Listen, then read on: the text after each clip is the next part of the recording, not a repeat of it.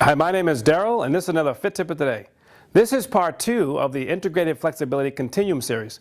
Today I'd like to discuss the different types of stretching to improve soft tissue extensibility and to correct muscle imbalances.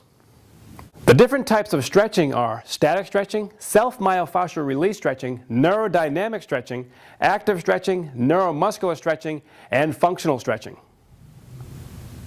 Static stretching is the technique used by which a muscle is taken to a point of tension and held in that position for a certain period of time.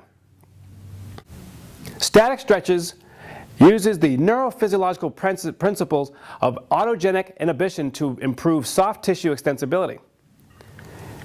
Here's an example of a static stretch.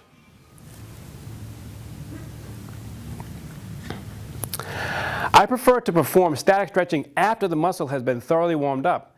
Never perform a static stretch on a cold muscle. This could actually influence the onset of micro tears in the muscle. The next type of stretching is myofascial release stretching. This style of flexibility also utilizes the autogenic inhibition process to improve soft tissue extensibility. A foam roller or rolling stick is used to help improve circulation and help break down any trigger points or soft tissue adhesions that may have developed through training or muscle imbalances.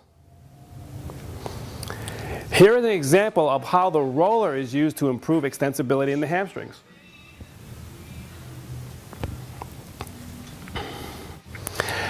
Here is an example of how the roller stick can be used to help reduce trigger points in the quadriceps.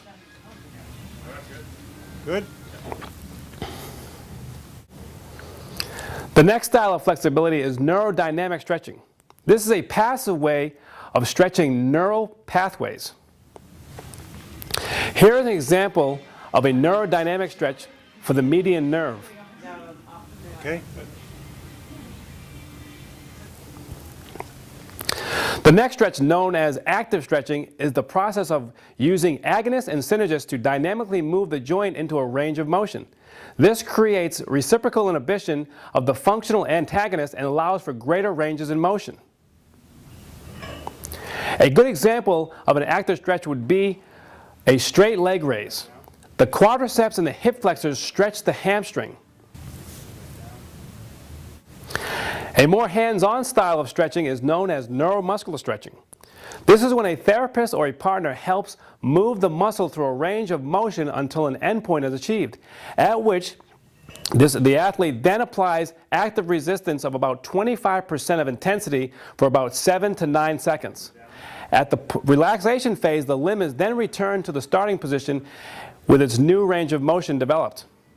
Here is an example of neuromuscular stretching.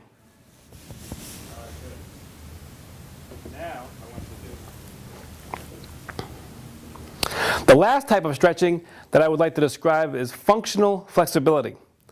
Functional flexibility uses the force production of a muscle and the body's momentum to take a joint through the full available range of motion.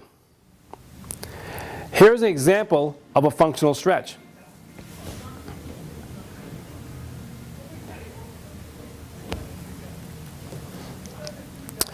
As you can see, there are a variety of different types of stretches to incorporate to help improve muscle extensibility. The rule is to use the appropriate method necessary for helping fix any movement restriction that you may have. If you have any questions regarding today's video blog, you can send me an email. You can visit me on my website at www.darylconrad.com. Thank you for watching. Take care, and I'll see you next time.